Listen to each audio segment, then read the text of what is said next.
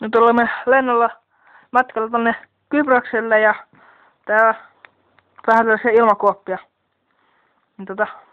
Ihan hyvin menee silti tää matka. Ruoka maistuu ihan hyvin kyllä. Mutta kone! Tänne! Happineurit putoaa! Kone putoaa!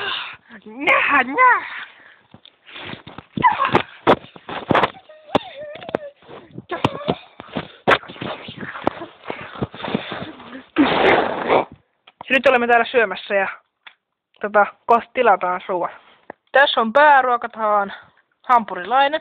Tässä juominen on vähän reunat on tällaiset. Sitten tässä on jälkiruoka. Tää on vähän